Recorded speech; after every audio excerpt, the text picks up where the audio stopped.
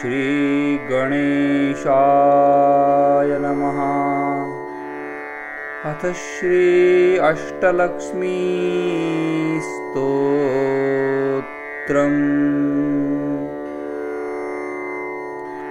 सुमनस वंदित सुंदरी माधवी चंद्र सहोदरी हेममये मुनिगण मंडित मोक्ष प्रदायिनी मंजुल भाषिणी वेदनुते पंकजवासिनी देवसुपूजित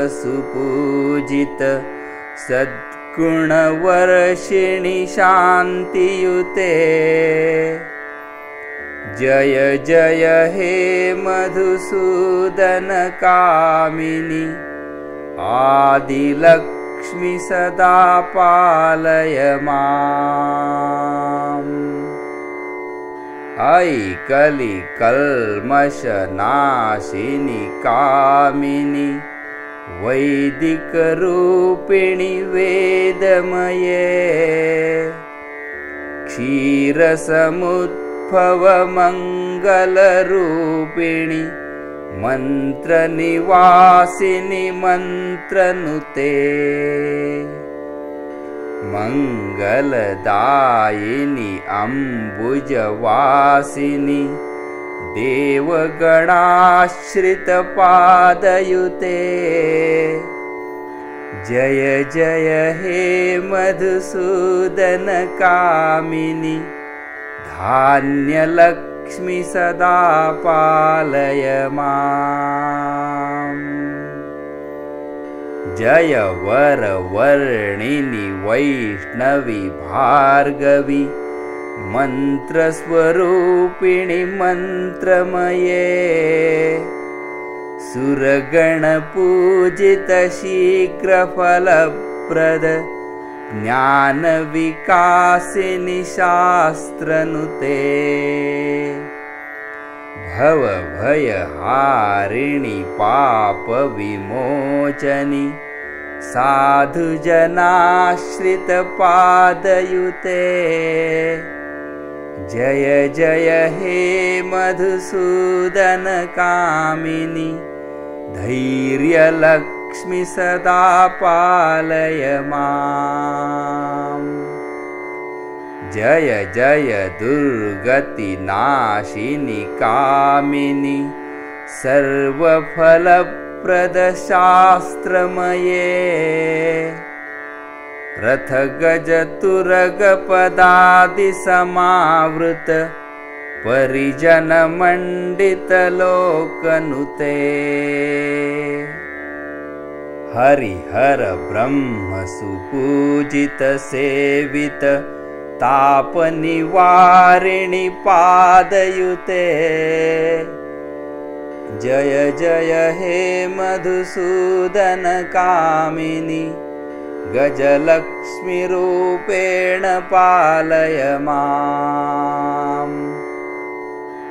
ऐ खगवाहिनी मोहिनी चक्रिणी रागविवर्धिनी ज्ञानमये गुणगणवारिधि लोकहितैषिणी सप्तस्वरवरगाननुते सकल सुरासर देव मुनीश्वर मानव वंदित पादयुते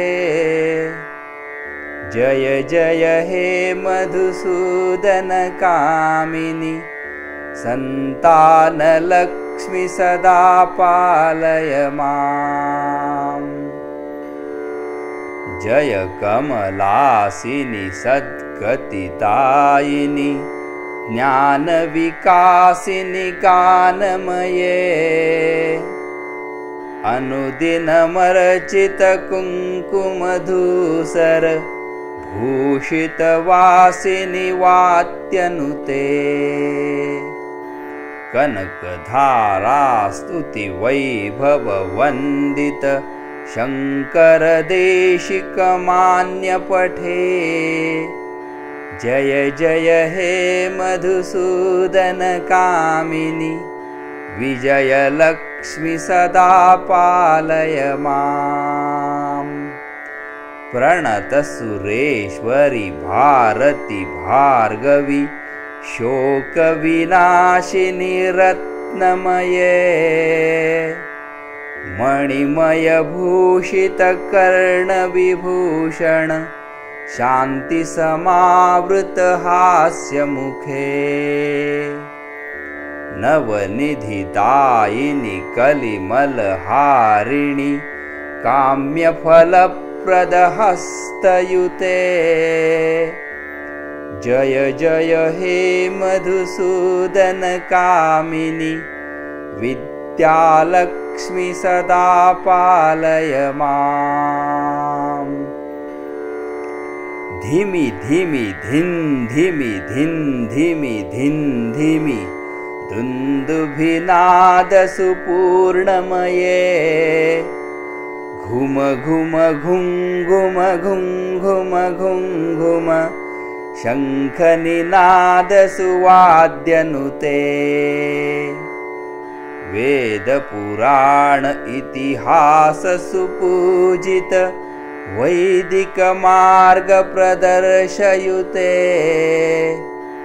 जय जय हे मधुसूदन कामिनि धनलक्ष्मीरूपेण पालय माम्।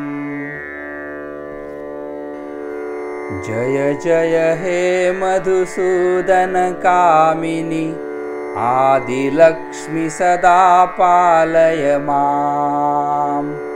जय जय हे मधुसूदन कामिनि धान्यलक्ष्मि सदा पालय माम्। जय जय हे मधुसूदन कामिनि धैर्यलक्ष्मि सदा पालय माम्। जय जय हे मधुसूदन कामिनि गजलक्ष्मीरूपेण पालय माम्।